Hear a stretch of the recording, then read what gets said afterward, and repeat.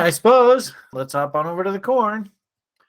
What's interesting about the corn is I actually think that there's a pretty good looking bear setup. I don't really like this 4 hour setup, but what I did like, and frankly speaking, is kind of interesting to watch because the market's up and the market's down, the market's up, the market's down, market's up, market's down. But notice there is that trade still working.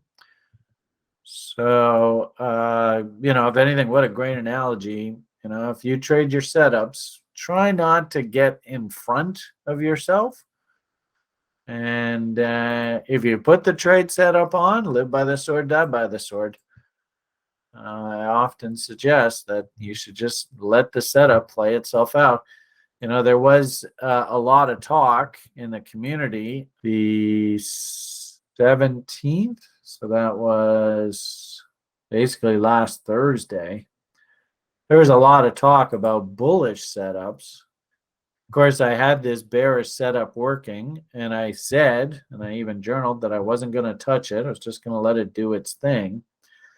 Sure enough, the bullish setup came in. It fired.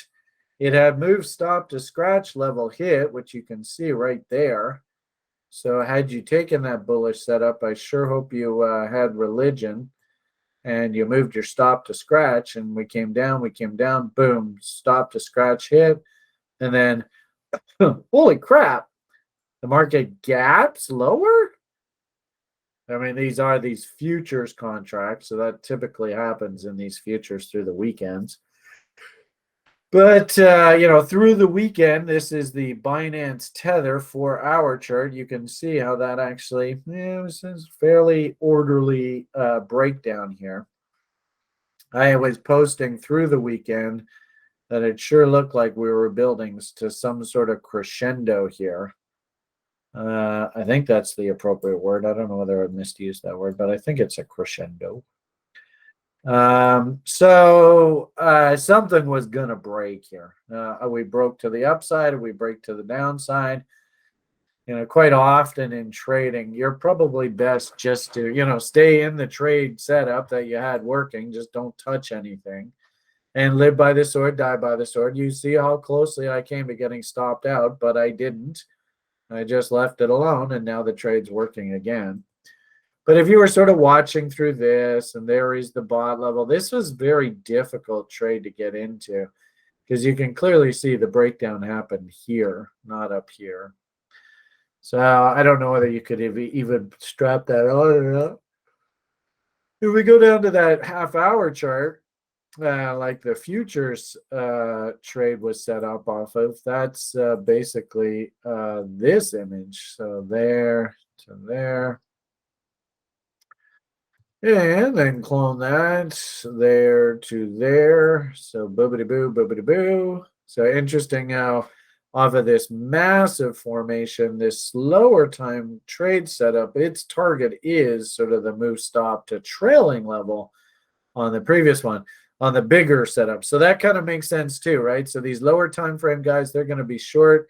And, we could even draw the levels. So let's be specific here. 33, but no more than 66. Bot trade.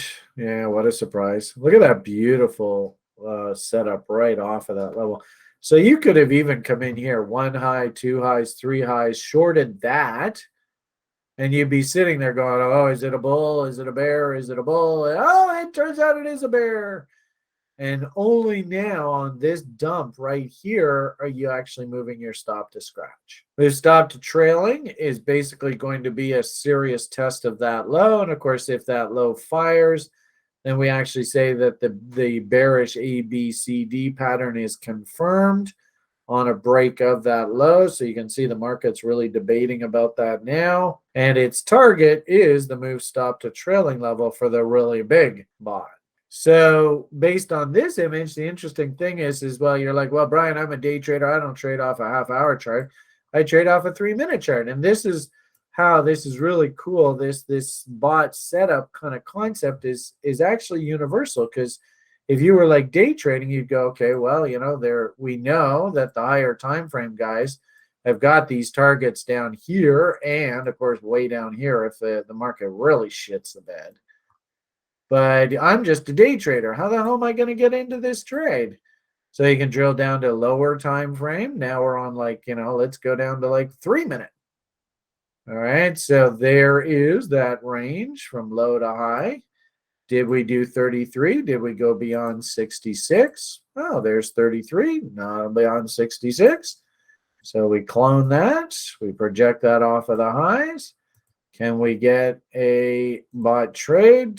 25% level sets off some market structure. You got that M right there, failure. I mean, you could have been really aggressive and gone short there. 1 high, 2 highs, 3 highs. You never had move stop to scratch level hits. So all of this counter trend rally, you're sweating bullets. But it turns out the market never broke through that. Now you might have gone, well, that's a bit aggressive, Brian. Maybe I'll go 1 high, 2 highs, and give me another third high over here. So all this happens, market counter trend rallies. We haven't hit move stop to scratch. So technically, if we do come back and set up off this bot level, you can justify acting. You might have been like, well, I'm going super aggressive. I'm going to go short here. I would not have liked that. But nonetheless, 1 high, 2 high, 3 high, 4 high. Well, you never got stopped out on this counter trend rally. I do really like this counter trend rally up against these highs.